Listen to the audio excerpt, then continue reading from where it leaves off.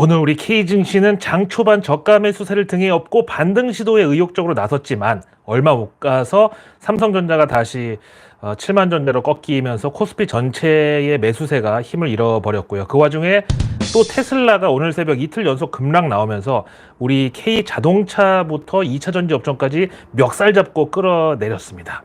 테슬라는 왜 또 빠졌냐고요? 어제 내일뉴스에서 전해드린 대로 지금 한국이든 미국이든 소련이든 청나라든 하여간 전기차 업종에 있어서 남아있는 유일한 호재는 바로 금리 인하 희망인데, 간밤에 제롬 파월 연준 의장이 이걸 또 한번 박살 내버렸기 때문에 당연히 그 전기차 대장주 테슬라부터 매도 공격을 받은 거고요. 사실 미국의 경우는 지금 기준금리가 5.5%니까 자동차 할부금리는 이제 신용이 별로인 중산층의 경우는 두 자릿수 바로 밑에까지 지금 치고 올라와 있습니다. 일단 이것도 부담이고, 그다음 이거는 뭐 미국뿐 아니라 유럽, 중국, 그리고 우리까지 최근 각국 정부가 부채 관리에 좀 신경을 쓰다 보니까 친환경 보조금 같은 거 이거 내줄 예산까지 전부 깎여가지고 전기차도 뭐 보조금이든 아니면 세제 혜택이든 예전만 확실히 못하죠. 거기다가 이제 전기차 수요가 이미 살 사람들은 다 샀고, 그 다음은 이제 뭔가 가성비든 실용성이든 이런 쪽으로 이제 어필이 돼야 하는데, 요새 중국에서 계속 저가 전기차를 그것도 점점 더 저가로 내놓고 있다 보니까 벌써부터 치킨 게임 양상이 있어가지고 이미 팔린 중고 전기차 가격도 뚝뚝 떨어지고 있어요. 그러니까 더더욱 전기차 신차를 사는 데 있어서 망설이게 되는 거죠.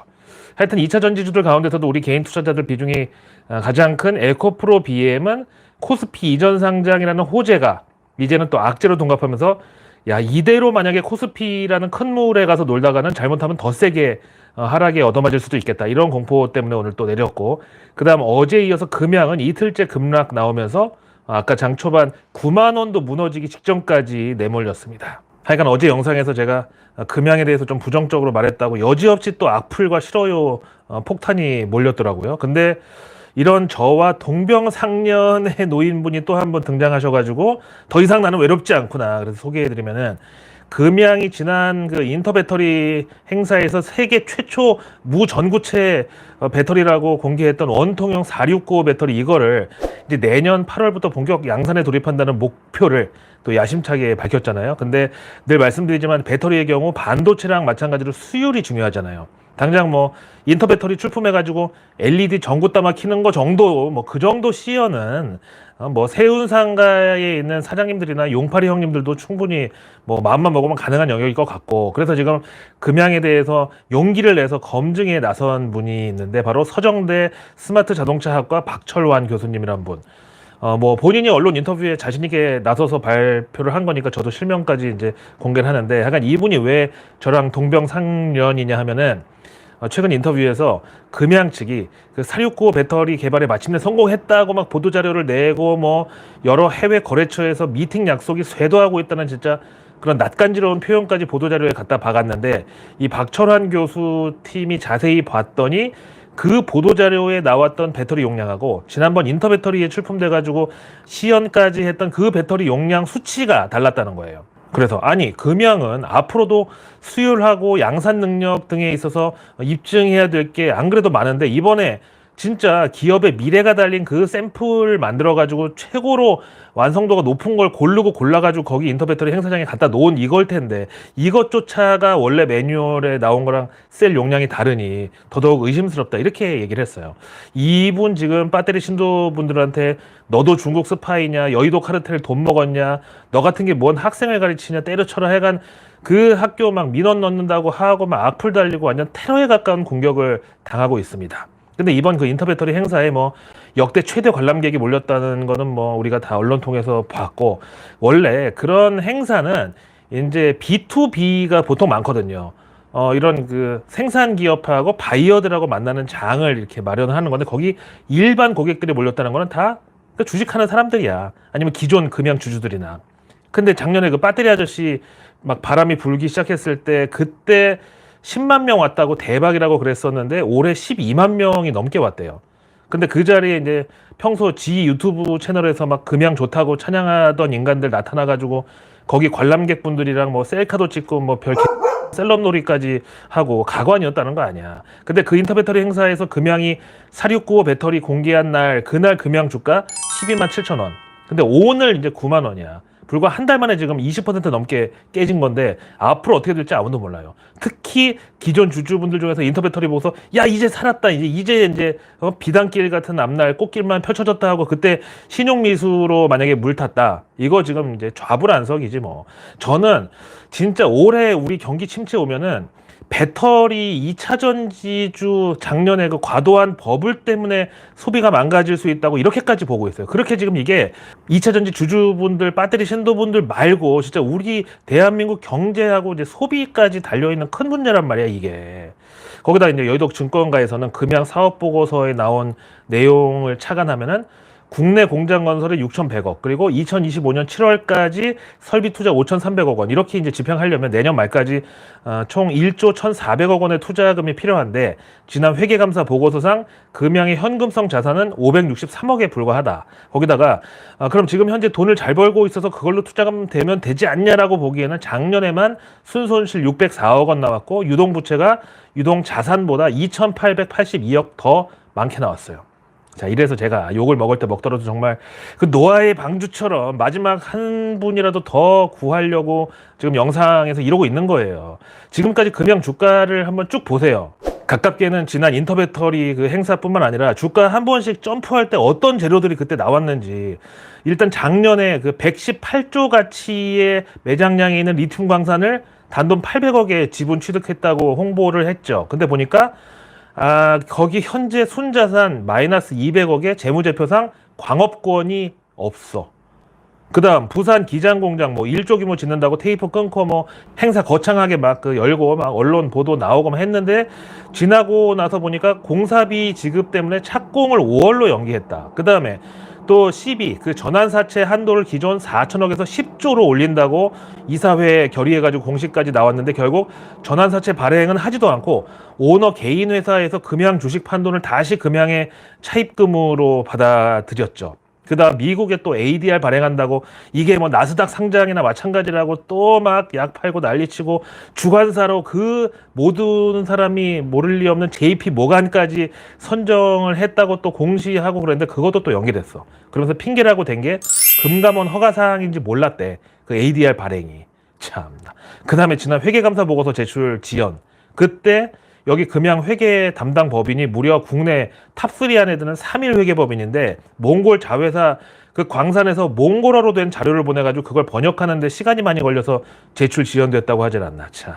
그리고 양극재 생산하는 SM랩 유상증자할 때 200억 원어치 지분 취득해가지고 최대 주주 지위 확보했고, 지난 그 인터배터리에 출품했던 4695 배터리가 이 SM랩에서 만든 거잖아요. 그래서 이 SM랩을 이제 코스닥에 상장시킨다는데, 여기가 이미 기술 특례로 한번 상장 시도하다가 중도 포기를 했던 전력이 있고요. 근데 SM랩 작년 매출 5억 4,565만 원에 영업적자 192억 2천만 원. 그 전 2022년은 매출액이 7,840만 원에다가 영업적자는 168억 6천억이었어. 2020년 설립 이후로 지금까지 매년 적자에다가 누적 적자만 거의 500억 가까이 되는데, 또 매년 적자는 더 커지면서 그에 비하면 매출 성장률은 또 더뎌. 이거는 무슨 기술 특례가 아니라 기술 특공대가 와도 거래소에서 상장 승인 쉽게 안 내줘.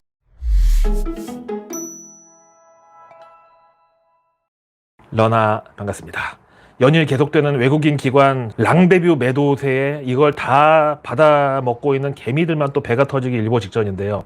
얼마 전도 아니고 진짜 지난주까지만 해도 외국인하고 기관이 앞서거니 뒤서거니 서로 경쟁하듯이 K증시 막 그 위로 끌어올리다가 갑자기 왜 이렇게 기류 변화가 일어났을까? 이유가 뭘까요?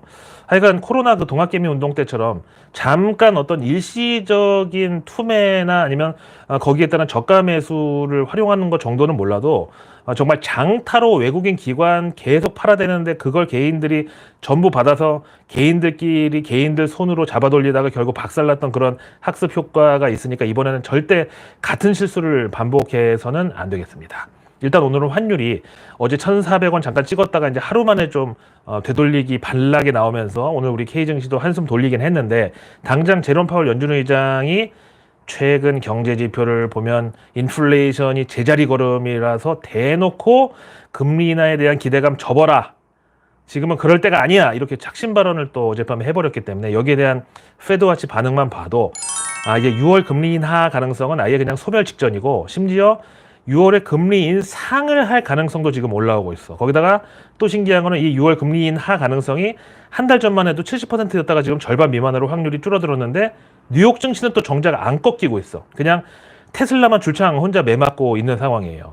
거기다가 월가 유동성 중독자들이 정말 배수의 진으로 여기는 7월 금리 인하 가능성도 마침내 어제 제롬 파월 발언 맞고 자빠지면서 절반 밑으로 추락했어요.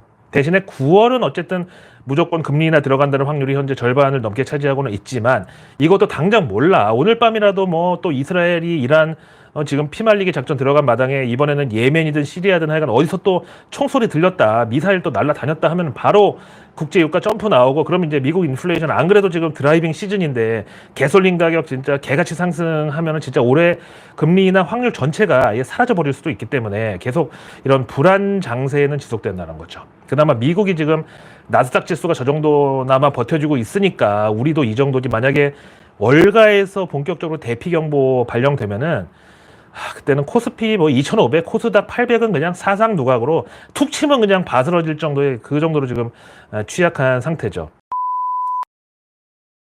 일단 오늘은 자꾸 부정적인 소리를 하게 되는데 실제로 우리 K증시 어디를 둘러봐도 지금 성한 데가 별로 없어요. 그래서 저보고 자꾸 너는 왜 이렇게 애가 비관적이냐고, 너 비관론자냐고 그렇게 얘기하시는 분들이 있는데 아니고요. 작년 연말에 매일매일이 미강 한약일 때, 그러니까 미국은 계속 오르는데 우리는 작년 연말에 계속 떨어질 때, 그때 내가 분명히 우리는 음력 산타랠리 준비하면 된다고 했지. 그 다음에 이제 올해 2월 말쯤 돼가지고 미국 증시만 꺾일랑 말랑 할 때 아니라고 바로 벚꽃 랠리 바통 터치 바로 들어올 테니까 기다리라고 했던 것도 나야. 다만 지난 3월 말에 제가 야구로 치면 지금 14회 말까지 왔다고 그렇게 경고했던 것도 나야. 이 정도면은 균형 잡힌 시각 아닌가? 왜 내가 비관론자야? 근데 참 그런 얘기가 있어요. 증시에서 긍정론자는 돈을 벌고 비관론자는 명예를 얻는다. 근데 나는 둘 다 잃었으니까 결국 그래도 비관론자는 아니라는 거잖아. 내가 명예가 없잖아. 내가 만약에 5년 동안 주구장창 비관론자로만 그렇게 활약을 했으면 지금 국회 들어가 있어야지.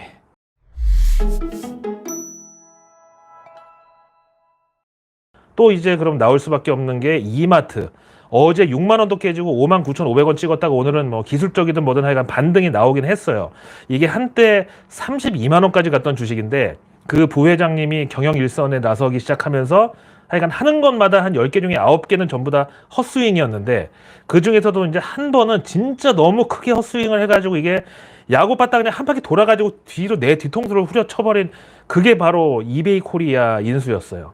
이제는 이커머스 시장에 왕서방까지 뛰어들었는데 알리테무에 지금 쿠팡도 고전하는데 여기 SSG하고 G마켓이 비빌 수가 있다고? 더 내리막길만 남은 걸로 보고 그 다음 이제 작년 그 부동산 PF 사태 때문에 신세계 건설에서 또 한번 크게 적자 나가지고 이게 그 모회사인 이마트 주가에까지 악영향을 미쳤습니다. 왜냐면 실제 실적이 적자로 전환됐으니까. 근데 지나고 보면은 그 마천루의 저주라고 들어보신 적 있죠? 어떤 도시에 고층 건물 들어서기 시작하면 그때가 바로 경기 고점이라고. 이게 일단 시초는 엠파이어 스테이트 빌딩. 이게 무려 1907년에 그러니까 우리 갑오경장 끝난 지 얼마 안 돼가지고 그 당시에 102층짜리 빌딩을 지었는데 그리고 바로 대공황 왔죠. 그리고 당장 우리는 이제 뭐 63빌딩 지은 신동아그룹 결국 몇 년 안 돼서 이제 부도났고 그 다음 잠실에 그 롯데 월드타워 123층짜리 그거 짓고 롯데도 이제 그때부터 본격적으로 이제 꺾였죠. 그리고 아모레퍼시픽도 여기 그 저희 집 근처 용산에다가 공사비만 5,700억 들여가지고 그게 이제 2017년 4억을 완공한 건데 저도 이제 집 근처라서 한번 구경 갔었거든요. 처음 오픈했을 때. 그때 막 건물 1층에 회전목마 있고 뭐 뮤지엄에 갤러리에 아주 그냥 요란 떡석지근하더라고. 근데 주가는 정말 그때를 피크로 해서 지금 뭐 요즘 중국 GDP랑 경제지표 겨우 살아난다고 턴어라운드 나온다고 해서 아모레퍼시픽 주가도 반짝하는 것 같은데 그때 45만 원 넘었던 주가 지금 뭐 14만 원이니까 얘기를 할 게 없지. 그리고 이제 중동에는 그 두바이에 160층 그 부르즈 칼리파 여기도 완공되자마자 두바이에 모라토리움 터졌고 하여간 이런 경우가 하도 많으니까 아예 경제학에 이제 마천루의 저주라는 표현도 뭐 그래서 생긴 걸 텐데 이제 저 개인적으로는 제 주변에서는 일명 셋째의 저주라고 있는데, 사실 요즘 세상에 뭐 둘째까지는 그래도 있지만 셋째는 정말 흔치가 않잖아요. 근데 주변에서 보면은 뭔가 사업이든 아니면 뭐 하는 일이든 아니면 집안의 어떤 가세든 간에 하여간 자신감이 극에 달했을 때 보통 셋째까지 갖게 되는데, 근데 꼭 그 셋째가 태어나자마자부터 꺾이기 시작을 하는 경우를 참 많이 봤어요. 하여튼 근데 우리는 야구단의 저주를 또 생각할 수밖에 없는 게, 바로 이마트도 야구단 인수하고 그 뒤로 본격적으로 주가 내리막길이었지. 그리고 이거보다 더 그 설레로 NC 있잖아. NC 소프트 주가만 봐도 야구단 창단 그 전후를 보세요. 설명이 불필요해. 자, 그럼 우리가 지금 이마트 얘기하다가 두바이까지 갔다가 NC 소프트 야구단의 저주까지 지금 터치를 했는데, 하여간 제 주변에도 이마트 그 코로나 때 16만 원, 18만 원에서 물린 분들 진짜 많거든요. 그놈의 그 우리 생활 주변에 늘 가까이 있는 기업에 투자하면 실패 없다고 그래가지고 들어갔던 거야.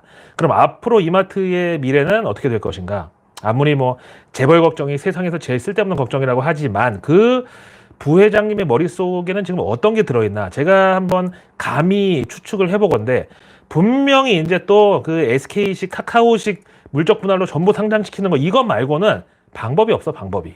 우선 스타벅스 한 2조, 그 다음에 편의점 그 이마트 24가 한 1조, 그 다음 스타필드 역시 한 1조 되고, 노브랜드 한 8천억 이렇게 잡아가지고 최대 한 5조 원 정도는 땡길 수가 있어. 근데 야, 스타벅스가 미국 기업이고 이미 뉴욕 증시에 상장돼 있는데 어떻게 K 증시에 또 상장을 하냐고 물을 수 있는데, 왜 안 돼? 여기 K 증시인데. 일단 정확한 법인명이 이게 스타벅스 코리아, 여기 싱가포르 투자청 GIC가 지분 32%, 그 다음에 이마트가 67% 이렇게 지분 보유하고 있는데, 근데 여기 처음 싱가포르 투자청에서 들어오면서 비상무 이사로 자기네 사람 꽂은 그분이 윤도진 부사장이었는데, 이 양반이 바로 IPO 전문가야. 근데 그 싱가포르 투자청 주특기가 바로 종이 장사잖아. 손정의 방식으로다가 무조건 IPO 가능성 있는 그 상장 가능하다는 데에만 투자를 해가지고 상장 후에 이제 비로소 엑시트를 하는 거지. 물론 이제 그때 처음 싱가포르 투자청이 스타벅스 코리아 지분 먹고 들어올 때는 뭐 지금으로부터 2년 전이긴 한데, 하여간 이게 스타벅스 코리아 상장이 가능하다는 그런 전제하에 들어온 거니까 지금이라도 뭐 추진만 하면 스타벅스 코리아 한국 증시 상장이 안 될 게 없어요. 그리고 다음 스타필드의 경우는 뭐 리치로 상장 추진한다는 이거는 이미 여의도에서 기정 사실화되어 있는 거고, 이것도 역시 안 될 건 없죠. 그 다음에 이마트 24, 여기 전국 점포 수가 6,700개인데, 물론 GS25나 CU에 비하면은 절반 미만 수준이지만, 뭐 그 GS25도 CU도 다 처음 상장할 때는 지금 이마트 24보다 점포수 훨씬 적었을 때인데도 다 상장시켜줬잖아. 거기다 지금 점포수 1,000몇 개밖에 안 되는 올리브영도 상장 뭐 날짜만 잡으면 되는데 가급적 더 돈 많이 땡기려고 지금 뜸들이고 있는 거고. 근데 이마트 24라고 안 될 이유가 뭐냐고. 자, 그래서 결론은 한국 증시에서 가치 투자는 상상 임신이나 마찬가지다. 아니란 걸 빨리 깨닫고 인정하면 할수록 정신 건강에 좋다. 그래서 바로 떨주 몰팔만이 살 길이다. 아무리 대형주고 우량주고 뭐고 그냥 어느 날 갑자기 붕 떴다가 또 어느 날 갑자기 후두둑 떨어지기 시작하면은 다시는 그 전고점 못 만나는 경우가 허다하다. 그러니까 그냥 이유를 따지지 말고 그냥 공부도 하지 말고 그냥 직관으로다가 어느 정도 이제 네임밸류가 있는 종목 중에서 다들 너무 비관적으로 보고 개무시를 한다. 그럼 그때 떨줍으로 떨어질 때 줍줍 들어갔다가 어느 날 갑자기 주가가 막 올라가더니 주변에서 너도 나도 얘기한다. 그러면 그냥 웬만큼 수익 보고 팔아버려야 돼. 그리고 몇 년 동안 쳐다도 보지 말아야 돼. 한번 먹었으면. 자, 오늘의 외국계 리포트는 앞에서 오늘 비관적인 내용들로만 너무 일관해가지고 마침 반가운 내용이 나온 게 있어서 보겠습니다. UBS가 여기 이제 그냥 로컬이라고 무시하면 안 되는 게 스위스 최대 금융사였기도 했지만 크레딧 스위스까지 인수하면서 이제는 거의 유럽권에서 탑3 안에 드는 IB로 올라섰죠. 이 UBS가 한국 증시에 대해서 긍정적 시각을 유지하겠다라면서 올해 코스피 목표 지수를 2,850으로 제시했습니다. 특히 밸류업 정책 수혜주들이 요즘 조금 소외되어 있는 것 같다 하면서 최선호주로 기아 그리고 삼성화재를 꼽았습니다. 근거를 보니까 견조한 펀더멘탈과 지속적인 주주 환원율 개선을 감안한다고. 반면에 이번에 기아랑 삼성화재 탑픽으로 올리면서 워닝 머트리얼즈랑 BGF 리테일, GS 건설은 기존의 탑픽 리스트에서 제외한다고 밝혔습니다. 이거 봐. 그러니까 외국인들도 한국 증시에서는 다 떨주 몰팔이라니까. 그러면서 이제 한국 증시의 주요 리스크 중에 하나는 중국에 대한 관심이 다시 높아지고 있는 점이다. 그래서 이제 이 얘기는 만약에 마침 어제 중국 GDP 서프라이즈 수준으로 예상치가 이제 4.7이었는데 실제 결과 아예 앞자리 5자 붙어가지고 5.3% 나왔죠. 그래서 이제 이런 식으로 다시 중국 증시의 외국계 자금 유입이 기존 순유출에서 다시 순유입으로 역전된다면 우리 K증시에서 돈이 빠질 리스크가 있다는 소리죠. 그 다음 크레딧 아그리콜이 한국은행 통화정책 전망 이 보고서를 내놨는데 사실 어제 환율 1,400원 찍었을 때 깜짝 놀라신 분들이 좀 있죠. 우리에게는 일단 환율 급등은 뭐 IMF나 아니면 코로나 때 그 삼성전자 앞에 4자 붙었던 막 그런 그 트라우마가 있다 보니까 환율 상승에 대해서 이제 좀 우리가 두려움이 있는데 근데 연준이 금리 인하를 지금 최대한 일러봤자 3분기, 4분기까지 밀어넣는 이 상황에서 도저히 우리가 이 지금 상황 못 견디고 연준보다 한국은행이 먼저 금리 인하에 들어간다? 그러면은 그 여파가 결코 만만치 않을 것이라는 그게 어제 일종의 예지몽 같이 환율에서 나왔다고 이제 저는 봐요. 근데 크레딧 아그리콜 리서치에서 한국은행이 3분기 중에 결국 금리 인하 0.25%포인트로 시작할 걸로 예상하는데 원래는 7월 달로 예상했다가 최근 상황을 감안해서 8월로 약간 이제 시나리오를 수정했다고 이렇게 이제 한국은행 금리 인하 시점을 예측했어요. 그러면서 한국의 올해 2024년 CPI 그러니까 소비자 물가지수 전망치를 기존 2.4%에서 2.7%로 상향한다고 했는데 이유는 1분기에 농산물 가격이 급등한 데다가 최근 유가 상승까지 더해지고 있기 때문이다. 근데 과연 이런 상황에서 7월이든 8월이든 금리 인하 하는 게 이게 맞나요, 이게? 거기다 또 오늘 뭐 IMF까지 우리한테 뭐 여러 가지 잔소리 늘어났던데 거의 국제금융계 시어머니 격이기 때문에 IMF 의견은 뭐 저는 일단 무시를 해요. 왜냐면 그리고 IMF 그러면 무슨 유엔급의 대단한 뭐 국제 기구 같지만 사실은 국제 최대 대부업체라고 거기. 그래서 내일 뉴스는 내일 보면 개넣습니다. 구독과 알림 설정 그리고 주변에 소중한 분들께 이 내일 뉴스 미리 보기를 공유해 주세요. 그럼 제가 아직 나오지 않은 오늘 뉴스도 아닌 내일의 뉴스를 매일 저녁 여러분들의 안방으로 직접 배달 갑니다. 자, 내일은 목요일 4월 18일 정부 일정 중에 원탑은 바로 K 방산 수출 200억 목표 방산기업 수출 현장 방문 이건데 목적지는 바로 한국항공우주입니다. 그리고 내일 최상목 경제부총리가 우크라이나 라운드 테이블에 참여하는데 지금 중동에서 이제 이스라엘이 갑자기 날뛰고 있는 이 상황에서 러우 전쟁은 이제 좀 휴전 내지 종전을 해도 되지 않을까. 그럼 증시에서는 또 우크라이나 재건 관련주들이 주목받겠죠. 그 다음 내일 정부가 석유 및 석유 대체연료 사업법 시행령, 시행규칙 개정안 입법 예고를 내보냈는데 이거는 증시에서 바이오 연료. 다음 내일 과기부가 소프트웨어 공급망 보안 간담회를 개최해야 합니다. 제목의 증시 테마. 그 다음 내일 나올 보도자료 제목이 럼피 스킨 구제역 재발 방지 위한 백신 접종 이상 무 요겁니다. 다음 내일 증시 일정은 2차전지 믹싱 장비 제조사 제일 MNS가 공모 청약에 들어가고 신한스펙 13호는 내일 상장하는 날입니다. 그리고 남은 내일 밤 미국에서 3월 기존주택 판매 데이터랑 컨퍼런스 보드의 경기 선행지수가 발표되는데 또 마침 연준 임원들의 연설도 내일 쭉 대기를 하고 있습니다. 제발 이 중에서 한 명만이라도 지금 연준 통화 정책에는 앞에 너무 이제 안개가 많이 껴서 가시성이 조금 약해져 있을 뿐이지 그래도 인플레이션 인하에 대해서는 우리는 의심하지 않고 있다. 결국은 이제 떨어지는 경로 중에 있다. 그래서 하반기에는 연준이 금리 인하를 고려해도 된다. 이렇게 좀 따뜻한 따사로운 그 말 한마디가 지금 절실한 때입니다. 자, 내일 뉴욕 증시 실적 발표 기업들은 내일 새벽에 ASML 실적 발표 나오고 내일 목요일 밤에는 대만 TSMC 실적이 또 공개됩니다. 그리고 내일 목요일 미국 마감 후에 그러니까 금요일 새벽에는 넷플릭스 실적이 공개될 예정입니다. 자, 오늘 하루도 고생 많으셨고요. 저는 내일의 내일 뉴스를 또 들고 다시 찾아뵙겠습니다. 고맙습니다.